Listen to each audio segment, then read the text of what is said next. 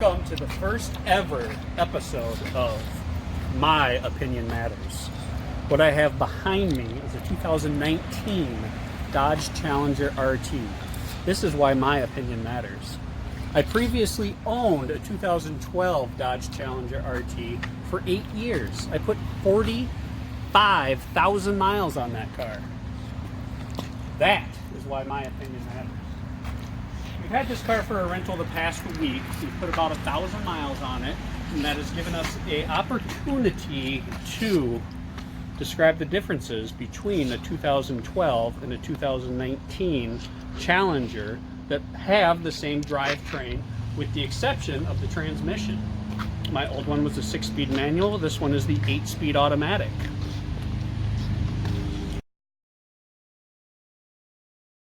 Second host of My Opinion Matters, and I'm going to show you a few subtle differences between this and the 2012. First of all, the body is the exact same. There are very minimal changes. One of them is the whole back end piece here. So these whole tail light features is completely different. A backup camera has been installed. This down here has completely changed as well. We have actually added a lot of plastic in the older model that was more metal down lower, but it has the exact same exhaust tips, the same sort of feature for the license plate, and that's what we got going on back here. Across the side of the car, we don't have many changes at all. The tires are the same size. Of course, we have some new rim features. The door handles and locks are the exact same, as well as the mirrors, the Hemi logo. What we do have is a all-new hood, though. So all the hoods on the Dodge Challengers are fully functional. It's actually one of the great things about them. But rather than having the classic Dodge Challenger hood where we had the air intake right here, we now have this, which is basically a Hellcat hood, but it does not have the cooling vents for the motor out the back side right here.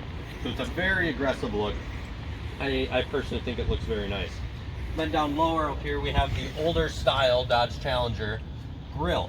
On the 70s models we had a split grille, which they brought back for the 2019 model. It actually came back quite a few years ago, but we still see it today. We also have these new beautiful headlights.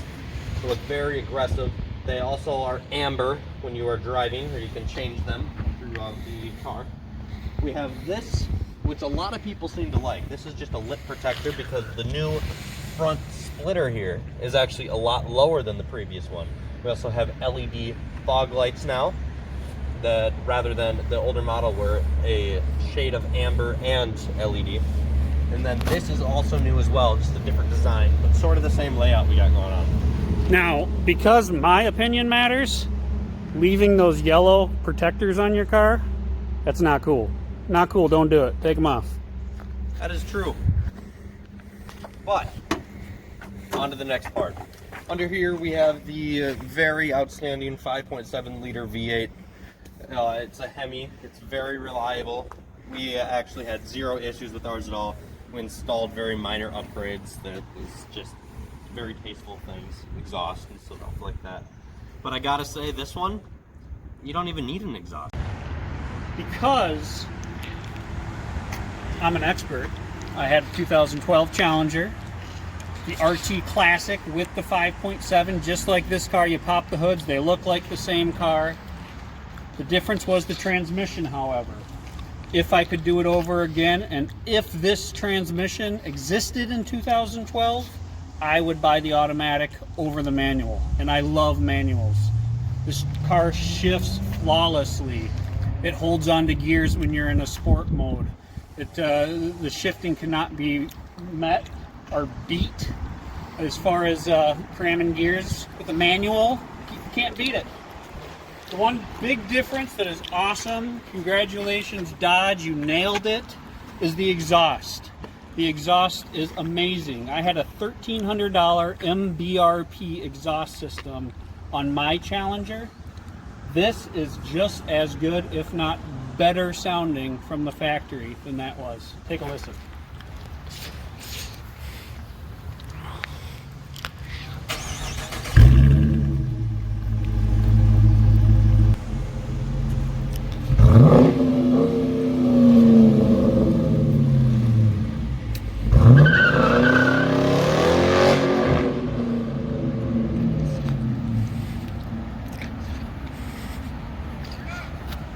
It's a smile maker. I mean, you listen to that, you go in traffic, you're up against a wall or in a tunnel, you hammer on the gas and it'll put a smile on your face and probably make the people around you cringe. That's all right. That's the biggest difference in the car, is they nailed the exhaust system. I mean, I'm sure there's people that are gonna put aftermarkets on this car, but in my opinion, and it matters, there's no reason to. It sounds amazing. The car is the same car that I had in 2012 for the most part. It is definitely refined. Dodge did an excellent job with the new lights to match all the other manufacturers, LEDs. They did a great job with the interior, putting Apple CarPlay and Android CarPlay. Android Auto. My son corrects me, he's amazing for that. It looks better, it sounds better, but it is the same car. Performance-wise, it feels like the same car. The steering's a little tighter in here, but like I said, it's just small refinements. So if you want to pay that additional $30,000+ for those small refinements, you're getting the same great car. Would I do it? Probably not, because once you get a taste of the power, once you get a taste of the adrenaline of hammering on it and the crackling of the exhaust, it always makes you want more. This car comes short on that. It will put a smile on your face. It's a blast to drive. People look at it and gives it a thumbs up, but the seat of your pants feel goes away with time because the car just isn't that fast. It's not slow. It's still fun to drive, but it's not that fast. She's got hips. She likes to move. She likes to dance, but she's not going to win any races. It's a great car for a long road trip. Like I said, we put 1,000 miles this week on this car, and it was a joy to have. We were getting in the low 20 miles per gallon, and that was with aggressive driving. So that nearly 400 horsepower V8 and almost 20 miles to the gallon while having a good time, putting smiles on, making memories. Is it worth it in your book? My opinion on the new Dodge Challenger, the interior storage, all of that. First of all, what we have back here with opening the trunk up, this is new. This button is much smaller. I don't like that.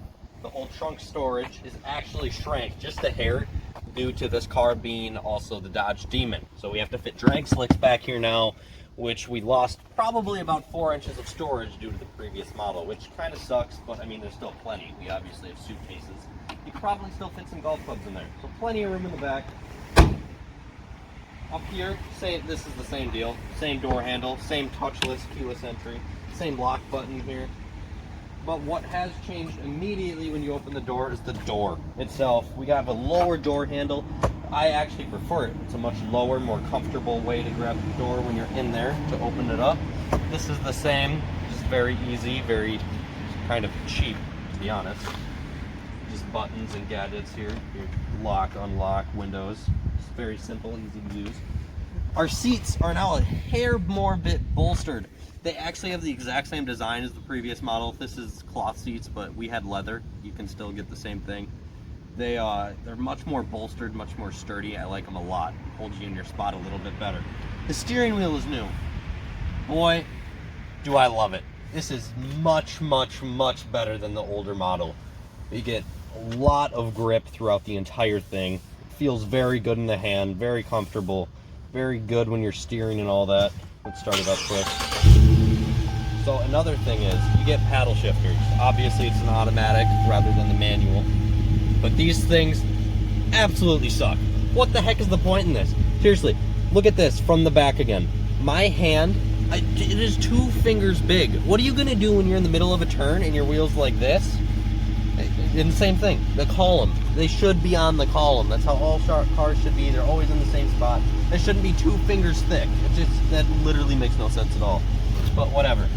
It doesn't matter. It's a lot of fun without even using those. I mean, you have 8 gears. That's lame. What else is new in here? This automatic is new. It's great. It's awesome. Shifts great. Drive. Park. Very simple. Very nice. They put a little leather piece on here. I like it. It looks fancy. Especially this here. How they illuminate the colors. I think that looks nice for sure. This display is new. This whole dashboard is new. This is new here. The cup holders are easier to get to. It's more driver orientated, that's for sure. It sort of leans in towards the driver. One of my biggest complaints though, this is just nitty gritty, but I just think this is weird. When you are in the passenger seat and say you put the air or heat on, it's very awkward when half of your face is getting way more air than the other because it's probably another 3 inches closer to you to the vent, which is just kind of weird. It's something that you can't really explain unless you're in the passenger seat of the car, and I really do not like it. Of course, we have the same start-stop button. That hasn't changed. Like I said, seats have changed. Passenger seat's the same. I do think there should be a handle here, but it's still very comfortable. You can grab on. Very nice pack. And then the back seats, let's get to those. Those have not changed either. They still have plenty of room for a back seat in this industry. More than the Camaro, more than the Mustang. It's just a nice place to be still. You can be there, not for long periods of time, but it hasn't really changed. Glove box, obviously it's a glove box. But yeah, that's the difference. The glove box is new. It actually has more room. They got a button up here, only opens towards the driver, which can also be annoying. You get new USBs and aux, so that's new. And that's about it. I get, and then a couple small storage areas. So in case it wasn't clear, both of us, Austin and myself, we both think the car is pretty cool. It's well done. Good job, Dodge.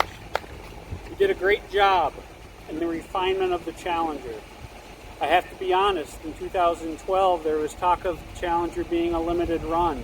I'm glad that didn't happen. I'm glad they continued to make it. It's great to see them take on the Mustang and Camaro. They're obviously different cars for different reasons, but it's great to have those options. It's fun to see what the automotive community is doing. My opinion is, if you have a previous RT Challenger, I don't know that I would buy a new one. Only because of the money. I don't see the reason to spend money on a new car that has subtle changes. The changes that they did are amazing. They're great. They really are. But I don't see the reason to spend that 30 grand when you still have a car that's going to perform the same, look just as good. Some might think it looks better because it doesn't have the refinements. But all in all, I love the car. I would own one again someday, but I don't know that I would buy a new one if I had an old one. Austin, any final thoughts? My final thought. It's a beautiful car. There's no doubt about that. Every time I see one on the road, I get a little excited, just hoping maybe they'll hammer on it for me so I can listen to that absolutely awesome exhaust note. But I can't say that I wish I was in the car hammering on it. I'm not the one that would buy one. I really wouldn't. It's an awesome car. There's no doubt about that. But versus the old one, like Todd was saying, there's just, why? It's not worth the money, in my opinion. If you're looking to get a brand new one, you don't want to get a used car, it's awesome. It's a great car. We had road trips galore in this thing, and you could do the same. It's great for the price. It's a lot of fun. It gets decent gas mileage. If you're in the market, this is the car for you. But if you're looking to upgrade, I wouldn't do it. Thank you for watching this review. I hope you guys enjoyed it. Now enjoy this final clip.